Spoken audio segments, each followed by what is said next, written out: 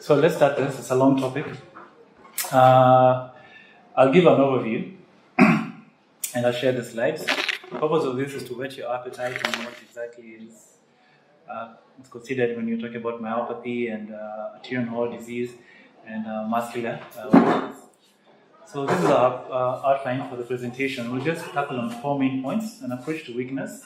We'll look at specific approach to weaknesses in particular areas: neuromuscular junction, motor neuron disease, and myopathic weakness. So basically, the common thing about these 3 conditions is that the predominant symptom presentation is weakness. So the first thing is once someone presents with weakness, Soraya covers some things when weakness is neurogenic in origin, but also you have to determine whether it's actually true weakness or is it lassitude. For example, if it's lassitude, someone will say, I'm just generally weak, I'm just generally tired, but that's really very non-specific. Patients who have true weakness usually complain of specific tasks which they're not able to perform. Like, I'm not able to stand up properly from a chair, I'm not able to comb my hair, when I talk too much, I feel weak, when I eat food, I feel tired. They'll give you specific anecdotes about the weakness. And then, like in neurology, the basic science of neurology is try to localize the lesion. Once you have a weakness, you try to say, so where's the lesion? And this is basically guided mainly by your historical and physical examination clues. Then after that, once you have the lesion and your history and your physical examination, you try to determine the cause. So, brief 101 on what weakness, the source of weakness can be very varied, yeah? Let me just put my point. So, we know how strength is determined. You have your upper motor neuron lesions coming all the way down your corticospinal tract, the lateral corticospinal tract, and then they go to anterior horn cells, and via second order neurons, they come down to the muscle, and in the muscle, they integrate the neuromuscular junction, activate end action potentials, and then fire and make the muscle contract. A problem in any of these particular areas can present with weakness. I will not cover much upper motor neuron, but talk about it in the context of neuromuscular disease. But also you have other important elements. You have the ventromedial bulbospinal tracts and the rubrospinal tracts, predominantly involved in axial and distal limb stability and function. Importantly, from the second order neurons, you have gamma and alpha. Alpha predominantly gives you the contractile elements of muscle, and what gives you the action potential and the firing of the muscle. The gamma innervates the Golgi bodies, the spindle, yeah, and this maintains the tone of the particular muscle. So just a review of anatomy and what weaknesses. And when you have weakness, Soraya covered this on Wednesday, so we won't deal much about it. But basically, you have to think about 3 main elements of weakness. That's once you've ruled out the psychogenic causes. So a psychogenic patient would probably have no appreciable physical signs. Yeah, Babinski's will be absent, will be normal. It will be normal Babinski. Stretch reflexes will be normal. Basically, everything will be normal. But the thing is about you have either the weakness is upper motor neuron origin, lower motor neuron origin, or myopathic. It's usually very easier to differentiate between an upper motor neuron lesion and these 2 composites here, lower motor neuron and myopathic.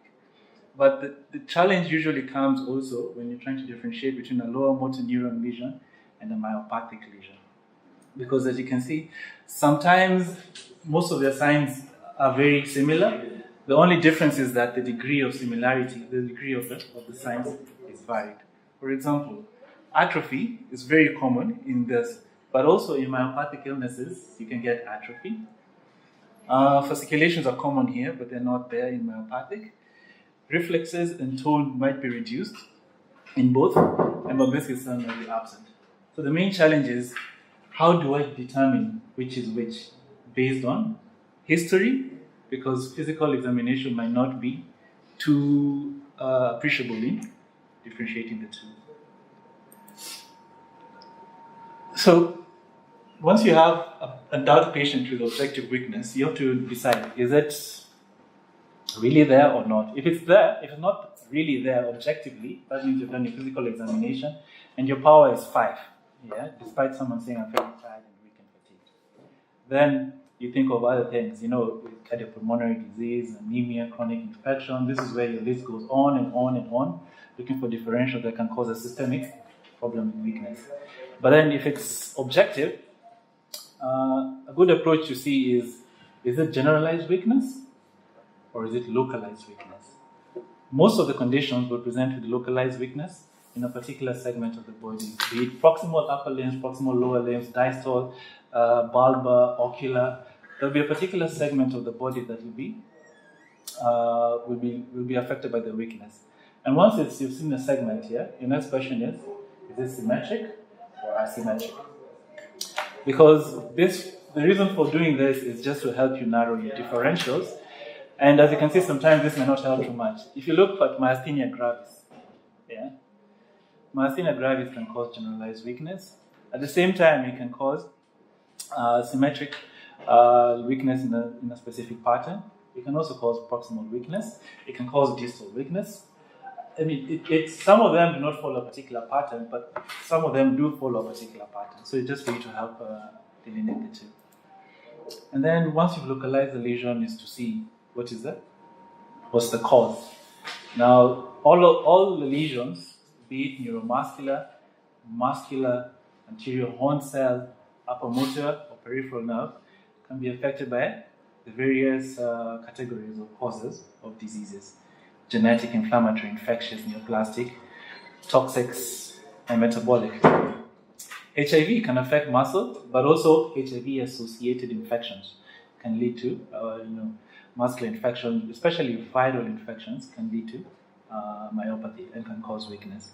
So the list is endless, and the take-home message is a structured approach to a patient with weakness will guide you in knowing exactly where the weakness is and what are the potential causes of it. The reason being, your investigations and further management will be more tailored based on this. Any questions up to there? All right, good. Rakiro. 22-year-old woman presents to A&E with 5 days of progressive weakness and lethargy. She'd initially complained of constant dry mouth and nausea associated with some swallowing difficulties. But over the last few days, she noticed blurring of vision and more recently upper limb weakness and breathlessness on exertion. She denied other respiratory symptoms but did complain of a sore throat. Preceding her symptoms, she had experienced some abdominal pain but thought it may have been due to her menses.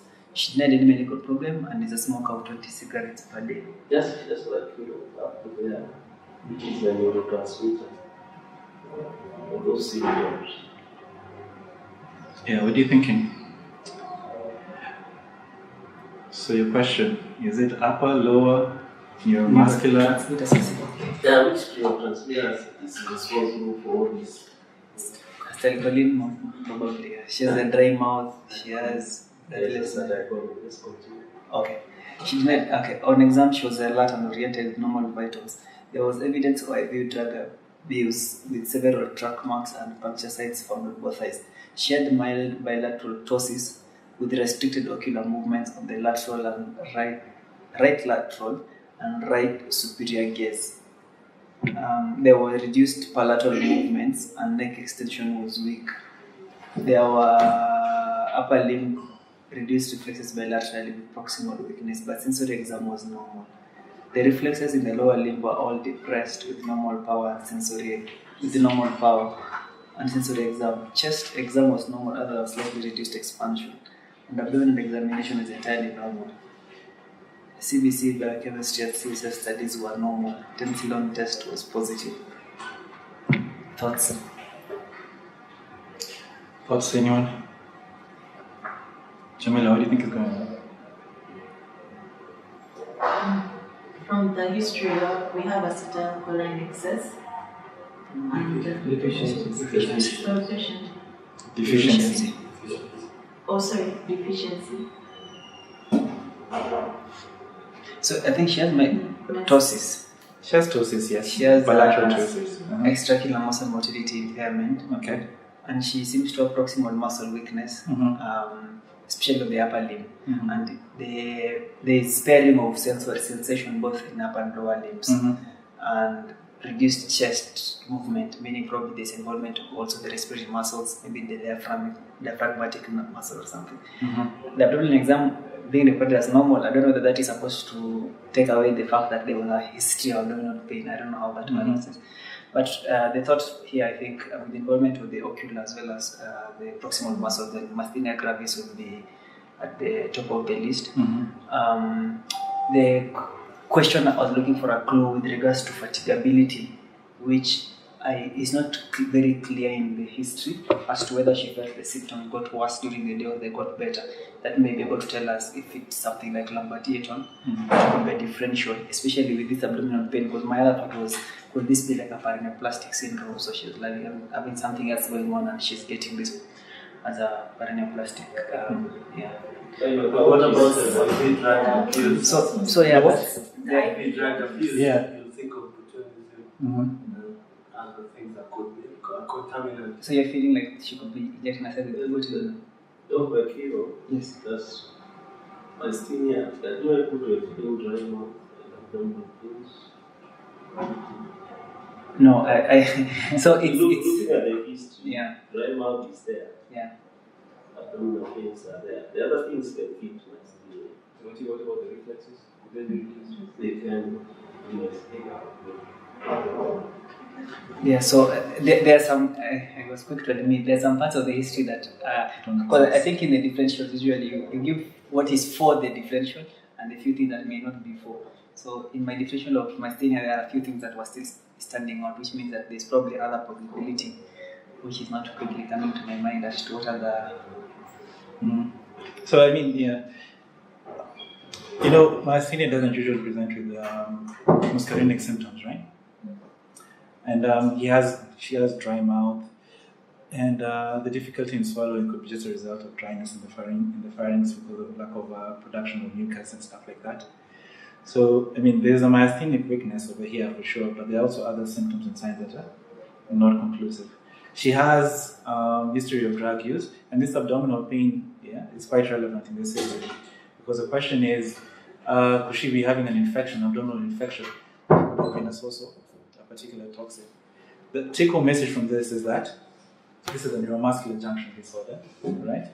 The question is it myasthenia, is it Lambert-Eaton, like you said, or is it botulinism, or is it something else? Yeah, that's a mimic of this. Fortunately, the answer was botulinism in this particular patient. Predominantly because of this history of drug abuse. The abdominal pain, you don't know whether it's an infection because it has a temporal onset with the symptoms. And the tensilon test is also positive in botulinism, in addition to myasthenia. What's the tensilon test? Yes, tell us. It's an entroformian test.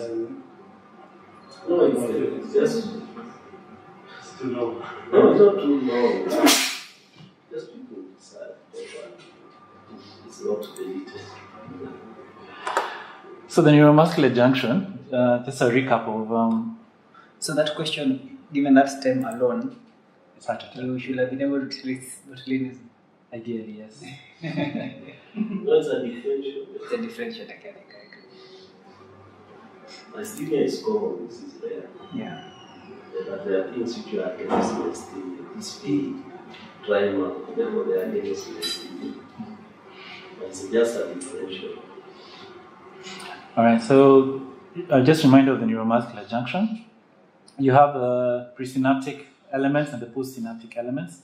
The presynaptic elements are your vesicles, your voltigated calcium channels, and the action potential comes from the presynaptic side and comes down to activates the release of acetylcholine in the vesicles.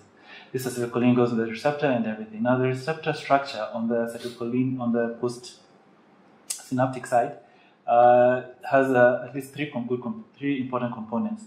You have the ARB2 and 4, which are responsible for increasing transcription of acetylcholine receptors, and this increases the concentration of these receptors over here. So problems in this can lead to that reduction in receptor concentration. You have the LPR lipoprotein receptor protein 4 and the mask proteins, which form aggregates, which together with agrin lead to, again, increased transcription of acetylcholine receptor and help in modifying and increasing the concentration of the receptor at this particular area. So any problem with this, all these things can lead to problems with the neuromuscular junction. In myasthenia gravis, the problem is post-synaptic. Yeah? You have problems with the acetylcholine receptor, problems with MASC or LPR4. Sometimes they say also you need agrin and neuroglin, which are produced from the presynaptic side, and this activate these other pathways that help in the acetylcholine receptor stability. And then things like botulinism, Lambert-Eaton, and these are problems with the presynaptic side, right? So your VJCC and your botulinism prevents the production of acetylcholine receptors, acetylcholine neurotransmitter from the presynaptic side. Okay, but anyway, back to more useful things. We're going to talk about myasthenia gravis because it's the more common of the neuromuscular junction disorders, and its prevalence is 70 to 320 cases per million. It has two peaks. Most of the times we see the peak in the second and third decades. I think most of our patients come in this particular decade, but you can also get the second decade in the 6th to 8th. And at this time, male predominance is noted, and the other one female predominance. Now, as myasthenia gravis is an autoimmune disorder. So because of this, you have association with other autoimmune diseases. And it's not uncommon to find it associated with other problems, specifically NMO, thyroid disease, and RA and SLE. The main clinical feature of myasthenia gravis is weakness. That is, objective, fluctuating, and fatigable, especially the fatigability of it. And many times patients will become with weakness that is, it's not constant, it will be fluctuating, it's not the same in every day, it's better in the morning. You know, there are so many other characteristics of weakness in a myasthenic patient. When you look at the presenting symptom, most commonly, the myasthenic patient presents with ocular symptoms are the most common presentation for myasthenia. And the thing about ocular symptoms is that sometimes you'd wonder if there's an underlying cause. And patients with, they say patients with ocular myasthenia will have ptosis and diplopia as their key symptoms and signs. But there are also other conditions to disorders to consider, and this include brainstem and cranial nerve lesions. Now, depending on your full cranial nerve examination, you'll be able to determine whether or not this patient needs neuroimaging or doesn't. Because when it comes to MRI in a myasthenic patient, this will be one of the strong indications of doing an MRI when the patient comes with ocular myasthenia and you're very suspicious of underlying brainstem or other lesion in the brainstem that could cause ptosis and ophthalmoplegia. The next other common presentation is bulbar. And as well, similar to ocular presentation, you have a lot of other things to consider when you have bulbar. And most of these things you try and rule out from a detailed history and a detailed physical examination. Limb weakness, less than 5%. Isolated neck weakness, less, and then distal limb rare. So your most common presentation is actually up the neck and above, and that's when you get thing. But there are other differentials to really consider in this particular patient. Non-autoimmune congenital myasthenia, what they call the congenital myasthenic syndromes, which are varied and can affect any of the other elements we talked about in the initial slide of the neuromuscular junction. Drug-induced myasthenia. Which drugs can cause myasthenia? Antibiotics, Mm-hmm. and glycosides, macrolides. Mm-hmm. I think tetracyclines maybe though. I'm not sure about tetracyclines. Neuromuscular blocking agents. Magnesium sulfate. And magnesium sulfate. Yeah. So commonly, magnesium reduces acetylcholine release at the neuromuscular junction. So patients who you're loaded with magnesium because you think they're hypomagnesemic and then suddenly they develop myasthenia type of weakness, that could be a possibility. Aminoglycosides, Definitely. After all, antibiotics are the ones which can cause drug-induced myasthenia. Of course, you have LEMS, and LEMS is differentiated from myasthenia gravis by Adil.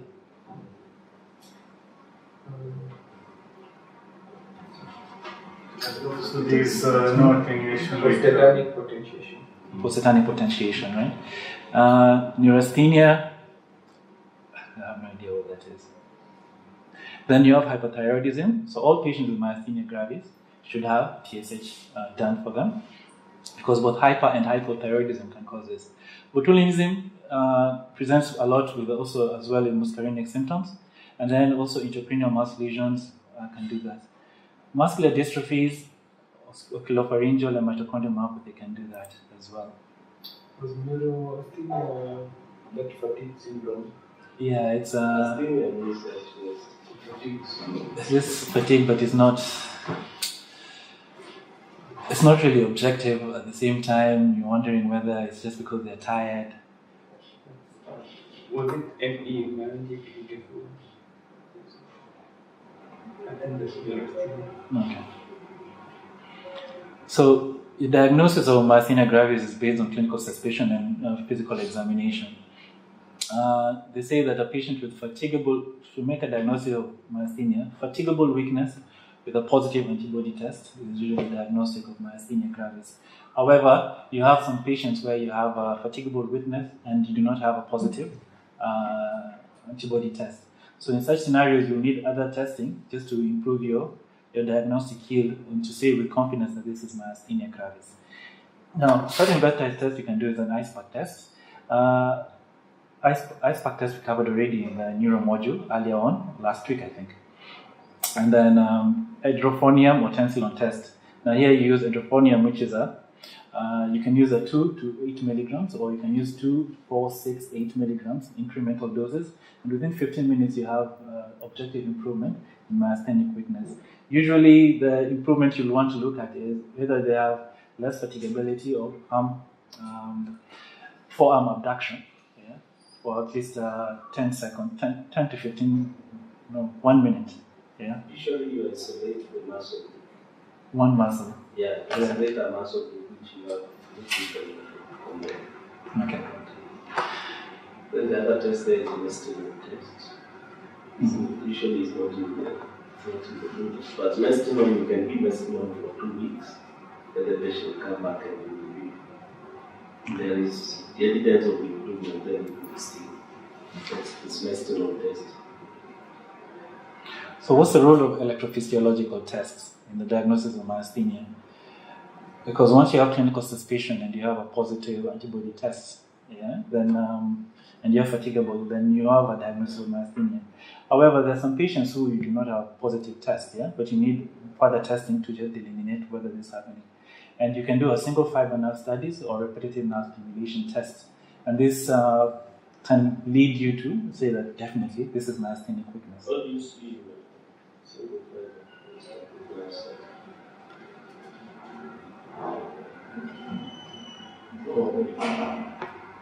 When you put a needle in the single fiber, repetitive stimulation is decremental. That is in myasthenia. What about in etonement? So etonement is incremental. Yeah. And the single fiber, you see jitters. I see increase in jitters. Jitters is you put in a needle, you isolate one muscle fiber, then from there to another one stimulated. It's delayed. And that is called increased jitters. Because you're looking at, you see when you're contracting, you have to make a muscle fiber contract, start with one and add on the other. So therefore, from one to another, there's delay. That's why the jitters are. Because you're actually isolating one muscle fiber, and from one muscle fiber to the other one, there's some delay because of stimulation. That's in myasthenia. Yeah. And then out of the two, the repetitive stimulation test is the most sensitive, and single nerve fiber test is more sensitive. The ratio is 20%. 20%. So it's like 20%. Okay. 20% of the then you get it very low. Then the other things you look out for, comorbidities that may influence disease or influence management, thyroid, liver tests, your kidney function tests, and all that, yeah? And it's important that once you diagnose myasthenia, you try and put them into certain subgroups, yeah? The reason for putting in subgroups is just basically because their response to treatments are varied. You can have some which respond better to thymectomy, and these include those ones who are thymoma positive. Then you have others which do not respond to thymectomy. These include the late onset, acetylcholine receptor positive, myasthenia gravis. And then this LRP4, I've never seen it being diagnosed positive antibody test, but they say it's mainly in research settings. I don't know the motive. Whatever you done with It's not that. it's research settings. Okay, the momentum, the teaching is all patients with generalized myasthenia gravis, all between the age of 15 to 60, they are prematurely out. Patients of the age of 60, you look at the comorbidities.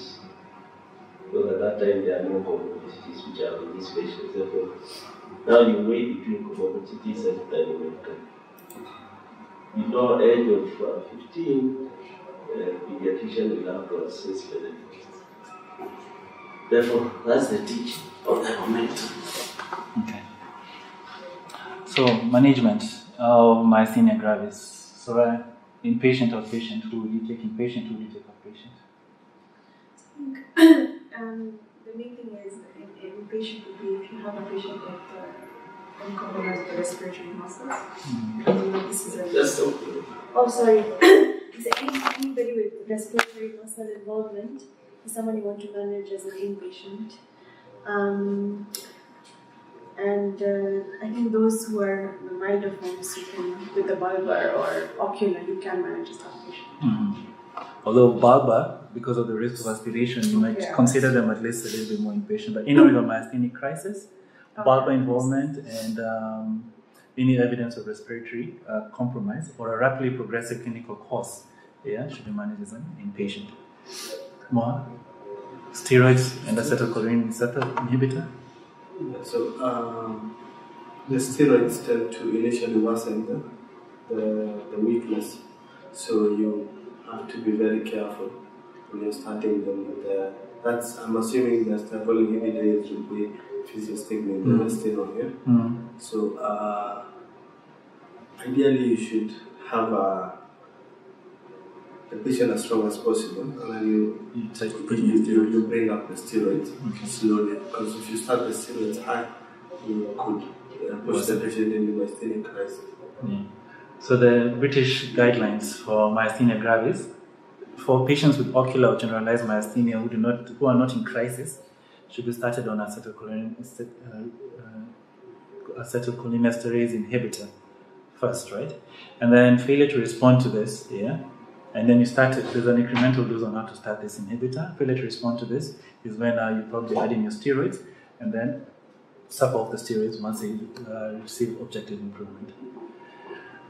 Karishma, next question. But also, if studying the steroids, tend to start with a steroid-sparing agent like therapy. No. So actually, okay, the treatment. Myasthenic crisis, as we say, steroids worsen the symptoms within 3 to 5 days. Therefore, what happens is we need to combine with IVIG. When we admit them in ICU, you have seen as we start IVIG with steroids, we know they will dip within the 5 days with steroids, and you start your steroid. Usually, if you start steroids, I tend to stand together, I don't want that. For generalized myasthenia who are not in crisis, we do the momentum, we start acetylcholine inhibitors and steroid. We use it for around 6 months and come out. It's not a must to add on steroid. Our target usually is around 6 months, we come out of steroids. So I think you've covered this question. When should immunosuppression and steroid-sparing agents be considered? Usually, all generalized Mysthenia gravis will start. Patient is only ocular Mysthenia gravis. There is no indication for emelectomy, steroids, IVIG, unless there is failure to respond to a cell colony. So, I read that when they come in crisis and do IVIG or plasma exchange, the response is rapid but transient. And that was the argument for giving, initiating steroid-sparing therapy initially. So by the time those 3 or 4 weeks have elapsed and the effect is less than those suppressants that people use. But the steroid... Usually steroid-sparing drugs rarely used in Mysthenia. That I can tell you. Immediately you give IVIG, you know it's effective for 6 weeks. And you overlapping with steroids. And then after that you taper for around 6 months, come out of steroids. Plus So also don't we... use as a therapy. Rarely use those drugs. Because already the diagnosis is up to an end. I'm not saying that diagnosis should be up to the next day. So even the guidelines, British guidelines, neurology guidelines say that Yes, there's no role for those starting guidelines are still, immunosuppression. but they're still behind. Yeah. Currently, we do like this. Those disease modifying are being used when steroid modifying, sparing agents were used when the myopathy was not there. And actually, right now, we are moved to rituximab. It shows very good effect. The studies up to around 5 years shows the benefit symptom-free for 17 months. The studies are out now.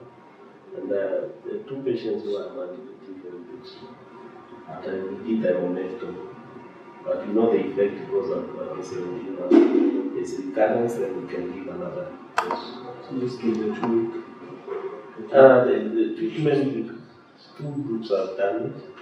Rituximab you can give it weekly for 4 weeks, but it should not more than 1 gram per session.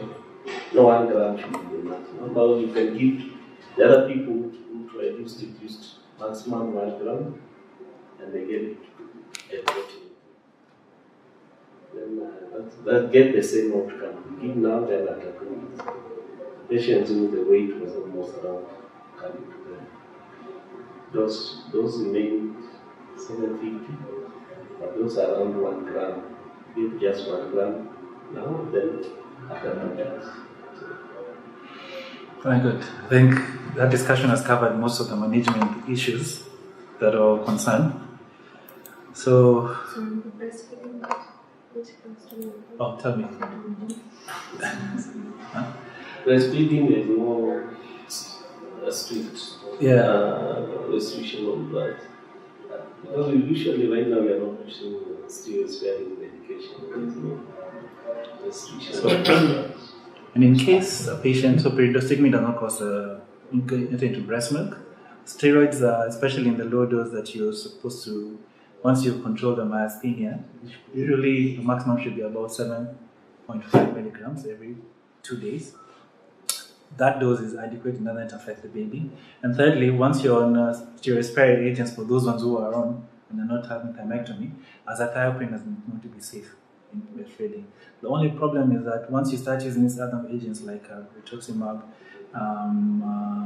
mycophenolate mofetil, and cyclophosphamide for 1 or 2 cases, all right, then those ones are usually contraindicated both in pregnancy and in breastfeeding. What about surgery? We often get called patient with Mysthenia, come for surgery. Surgery for the thymus? No, Just other surgery. other surgery.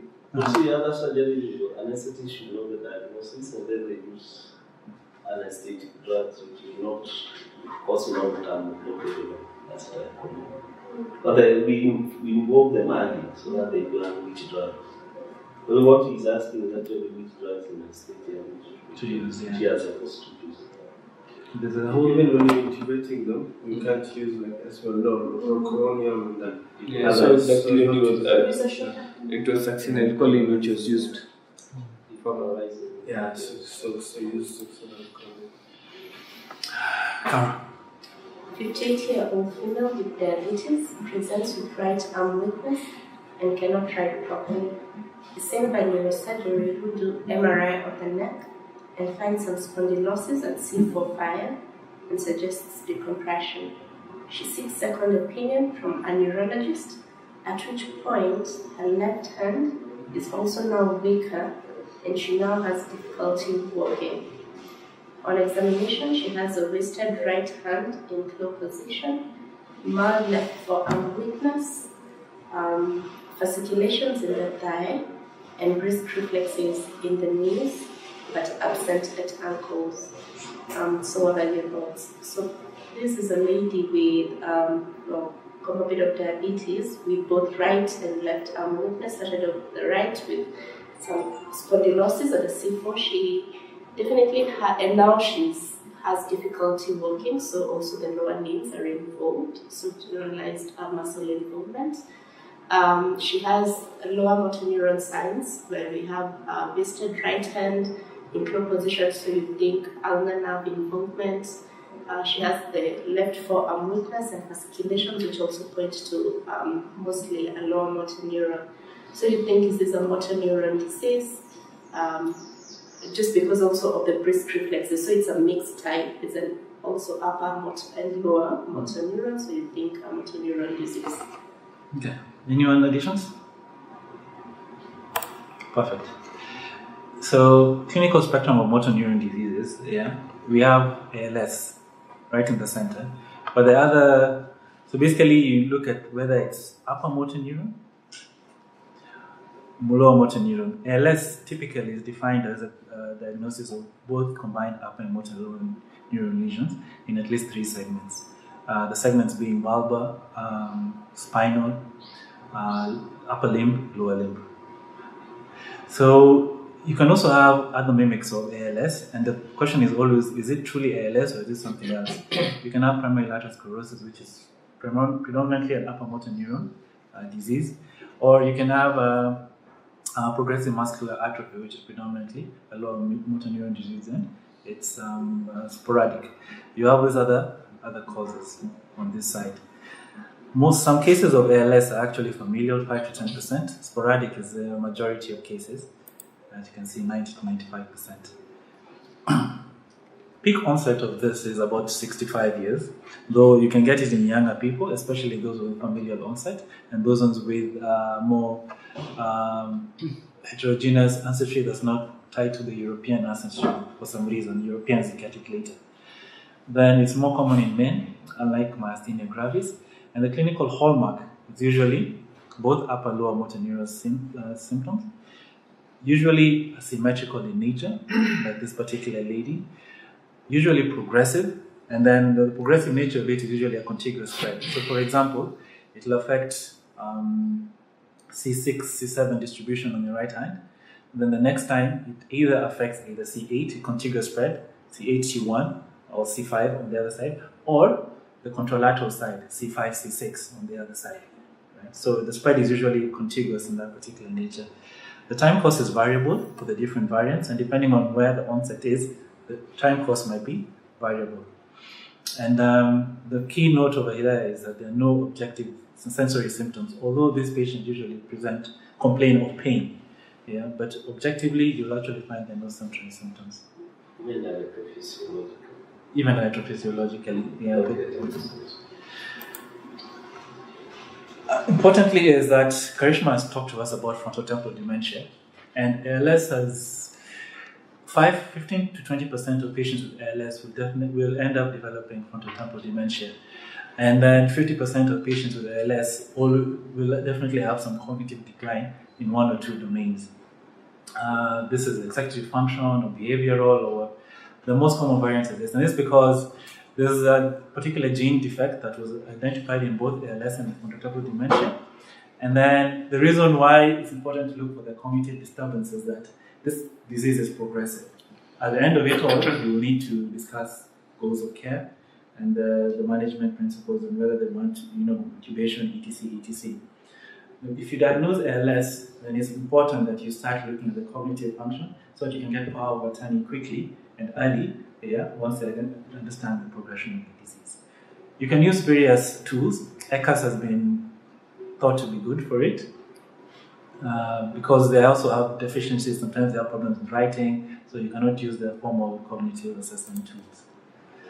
The slide is a bit busy. I'm sorry, forgive me. But anyway, the ALS is usually, you can diagnose it by the ALS choreal criteria as definite, probable, laboratory supported, or possible, depending on the degree of regions involved by the upper and lower motor neuron sites. And then also, once you have frontotemporal dementia or dementic symptoms, you can have ALS with frontotemporal dementia. This meets criteria both for ALS and frontotemporal dementia. However, if they don't meet all the 6 criteria for frontotemporal dementia, then they can have other variants, ALS with behavioral, I don't know what I stands for, but problems. This is executive problems, and this is non-executive problems. And then you can have frontotemporal dementia with motor neuron disease. That means they do not fit criteria for ALS, but they fit criteria for frontotemporal dementia. So you have various subtypes of motor neuron disease. I already talked about amyotrophic lateral sclerosis, the classical, which can be bulbar or spinal onset. But you can have progressive muscle atrophy. The key distinguishing feature here is predominantly a lower motor neuron disease, lateral sclerosis, upper motor neuron disease, bulbar palsy, predominantly bulbar involvement, but they can all become generalized. And then you have flail leg and arm syndrome. The importance of this slide is that ALS can start in any section. It can start with either upper or motor neuron, and then it can progress to involve the other elements later. But even though you're thinking of ALS, there's some red flags that you should consider in a prompt and search for something else. If the weakness is symmetrical, look for something else. It's unlikely to be ALS. If there's ocular involvement, think of something else as well. Somehow, out of the motor neurons, this one, ALS does not affect that. It's called the on-off nucleus in the sample segment, which controls bladder and bowel sphincter involvement. So when you have that involved, then think of something else rather than ALS. And then there are all these other things that you're supposed to consider. Proposed diagnostic algorithm. Again, once your examination and electrodiagnostics have confirmed that it's probably you have true weakness, and you have upper motor and lower motor findings in at least one segment, look for their typical features. If they're present, then you think another diagnosis. But if they're absent, then you do your ALS laboratory. And then you continue working out your patient for ALS. And what do I mean by an ALS laboratory workup? It's quite huge, yeah, and it also depends on what is your predominant. It's not clear, right? What is your predominant feature? For example, if you have isolated lower motor neuron involvement, yeah, you can do a whole battery of tests looking at your differential, and depending on your differential, yeah, you do your next step to either confirm your diagnosis or to refute it. I'll share with you the slides so you can look at them a little bit later, because it's a bit detailed. The reason why you need to do a lot of tests in the ALS is that detecting this is the poor outcome. And just need to make sure you don't miss something because I think you have seen 1 or 2 cases.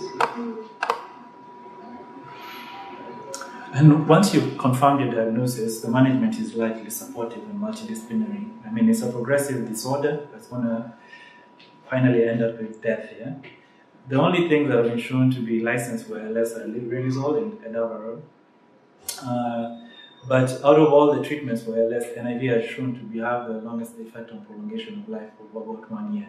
And this is NIV with or without diaphragmatic pacing, because the diaphragm gets also affected in ALS. But riluzole increases life expectancy by about 3 months. Mortality is usually expected at 20 to 48 months after symptom onset, not symptom diagnosis. The diagnosis is usually delayed by an average of 9 months to 1 year. And then the end-of-life concerns should be discussed early in this particular patient. Usually, about our onset of prognosis, lowering onset is better in terms of intention of life. But when you start with the bulbar, you start to struggle soon. So most of them 6 to 8 months. What's the cause of death in patients who are already intubated on bench support?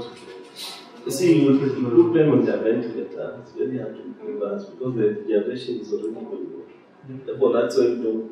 It's not indicated medical recommendation other than NI. Because you will never reverse them. Then your question is, when do you define them in this way? Because one, you can't reverse them, they are still, they are still. What will be the leading cause of death in these patients apart from respiration? It is respiration, infections, and P's and BTs, because they get immobile, number one, and because of that they get clots and all that sort of stuff. And number two, because of the vulvar symptoms, they have a lot of respiration issues. So one of the things is nutritional, and then you start early with nasogastric tube, but if it's prolonged, it's going to be prolonged, you do jejunostomy quickly, or you feel PEX tube early, before they start getting respiration problems. But those are the main causes. This diaphragmatic pacing is a service short to our outcome, that we don't even do it. Before it came in, just around 3 years in the big branch. But follow-ups is actually more people with mortality than where diaphragmatic pacing. Or it's not even being mentioned in the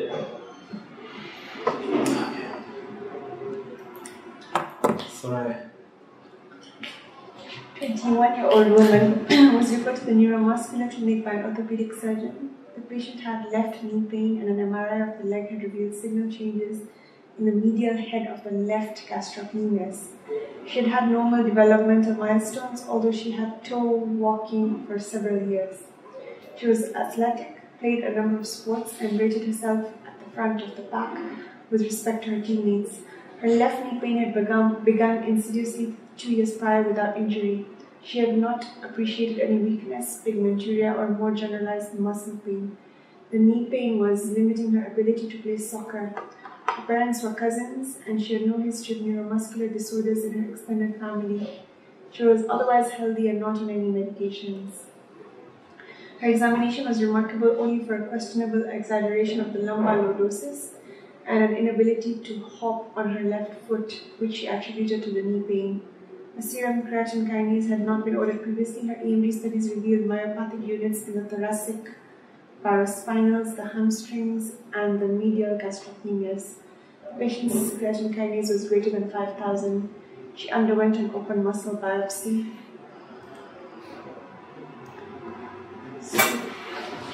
This is a young female who had been otherwise well, and now she has 2-year history of pain on the gastrocnemius and no family history, and she's otherwise healthy. But she has a lumbar lordosis, and she has a toe walking, which is probably contributing to the lumbar lordosis, and she has a high CK and an abnormal EMG. So muscle biopsy showed inconsistent dysferlin staining. Molecular testing confirmed she was heterozygous for 2 deleterious mutations in dysferlin, consistent with the diagnosis of limb-girdle muscular dystrophy type 2. So, how many of you thought it was limb-girdle muscular dystrophy? I think it was. You thought it was? I'm saying I think it's a similar thing in MRCP. It's limb-girdle, but it's not common. Yeah, I don't think it is. So what did you think it was? Muscular dystrophy, yes. Yes, very But- much limb-girdle, yeah. I expect the shoulder here. Yeah, why It's the very distal down. why the medial gastrocnemius? But she has proximal weakness, right? Does she? Yeah. Thoracic. What's that? Does she? Hamstrings. Hamstrings are where? Oh, that's not proximal. That's proximal, but then It is. but Okay. her symptoms were not I think proximal muscle. I think they're variants. Okay, so what else would you like from this history then?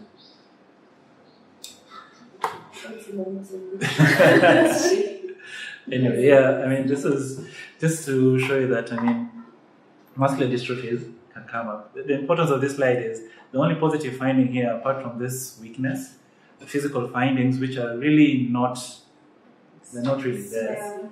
Yeah, but the only thing you have here elevated CK. And secondly, the parents are cousins. I don't know whether they're first or second cousins.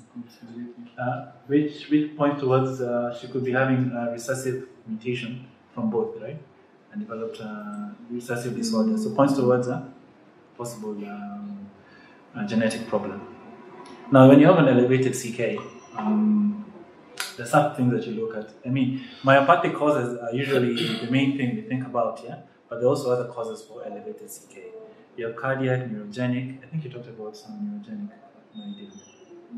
And idiopathic causes, right? But when you look at the myopathic causes, I mean, there are several.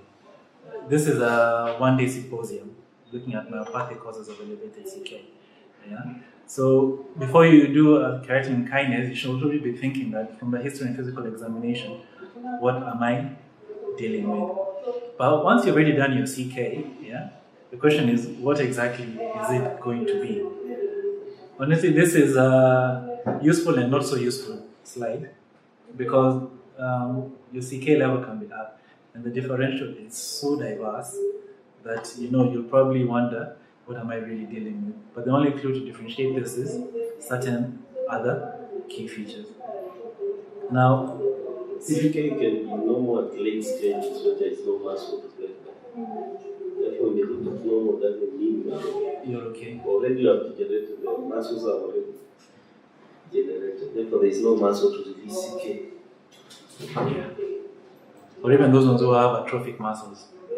So, when you have an elevated CK, the other things that you should look at. So, yeah, my CK is up. What else is going to point me towards a diagnosis? Weakness, of course. You're talking about weakness. You look at whether the thing is atrophied or hypertrophied. Hypertrophied with elevated CK, you think of? Duchenne's. Atrophy with elevated CK, you think of?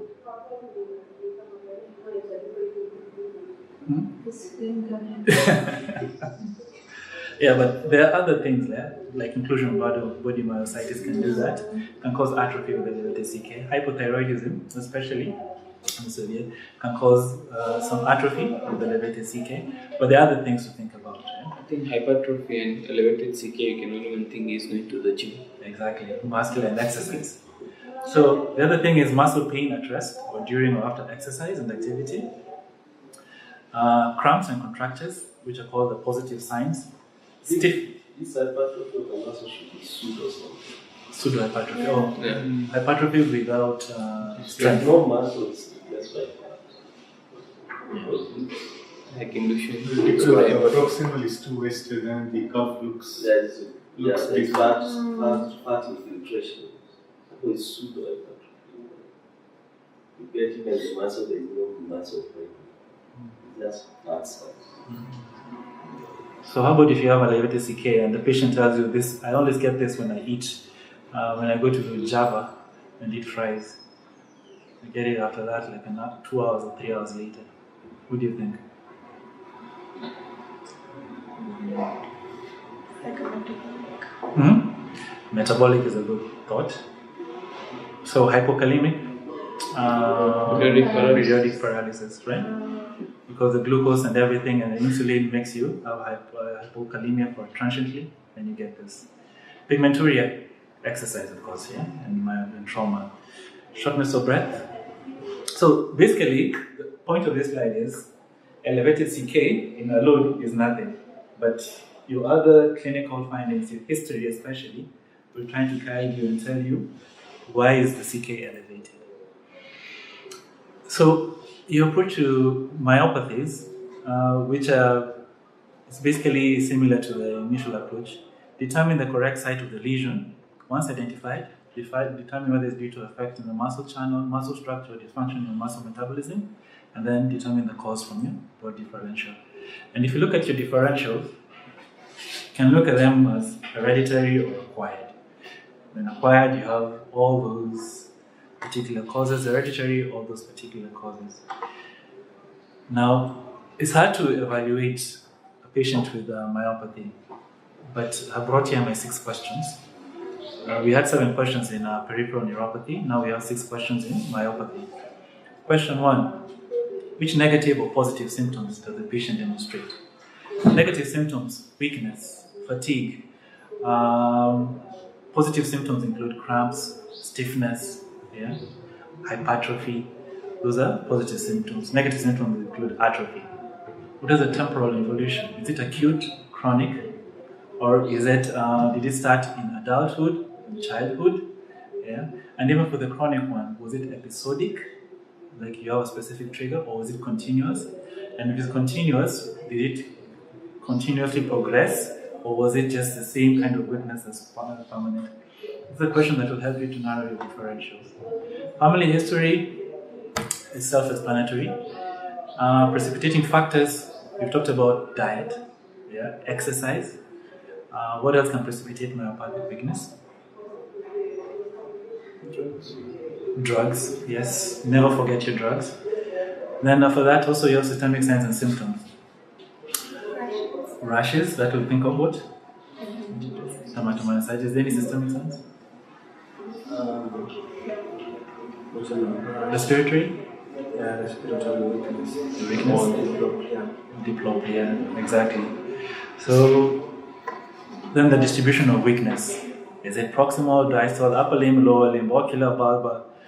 Yeah? And the reason for this is pattern recognition will help you narrow it down. Now, maybe all of you can give me an example of one of these. Pick one. If your weakness is predominantly distal weakness and it's myopathic, you think of what? Inclusion body is actually number 4. Inclusion body, yes, does cause distal arm weakness, but it also causes proximal lower limb weakness, leg weakness. So that's inclusion body. Duchenne's is what?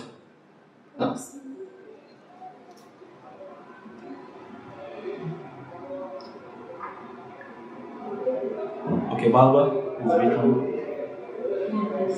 Yeah? Which one? ALS. Stiffness and decreased ability to relax, or the myotonic is? Myotonic dystrophy. Huh? Yeah, myotonic dystrophy. Episodic weakness, delayed or unrelated to exercise, is due to?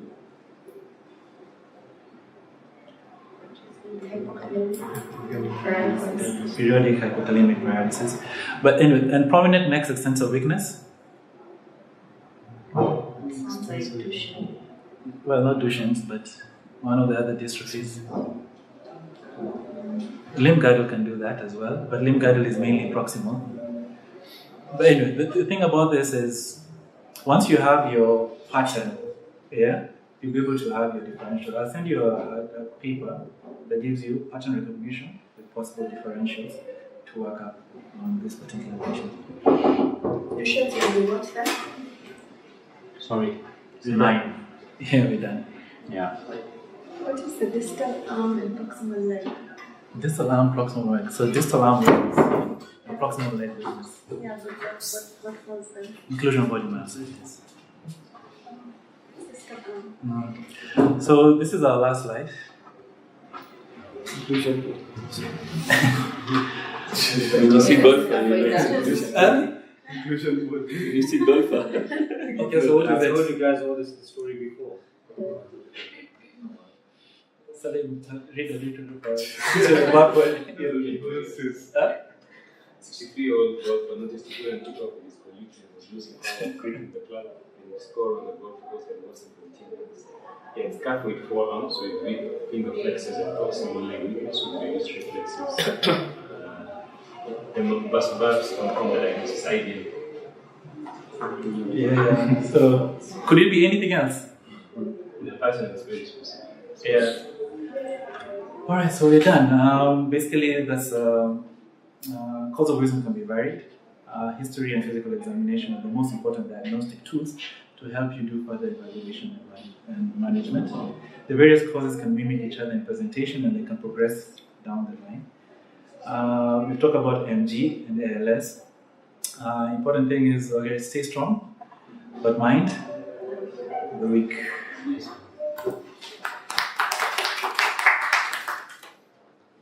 a question. Neck extensors and neck flexors in Mysthenia and another myopathic diseases. How specific is that? Like, how does it vary? I know in Mysthenia there's some weakness in the axial muscles as well. Yes, there is. But what's the difference? I don't know, are extensors stronger than flexors in that situation? Is the opposite? In myasthenia especially? I'm not sure. They say they can affect both, right? But I think it's extensive. They can affect both. So you get a drop head. But usually you can have that. Usually that can affect you. And then one way you can test it is it's called the drop head. I think the drop head test or something. Where when they're lying down, you're trying to get them up. You tell them lie down, then get up from a sitting position. The head will it'll lag behind the rest of the axial structure. So the head will lag behind, and then you'll know that definitely has flexor weakness. At the same time, you also tell them to push again. Yeah. So I think it can affect both. I don't know which one is more the other. Which muscular dystrophy affects the extensors? I've forgotten, but it's there. All right.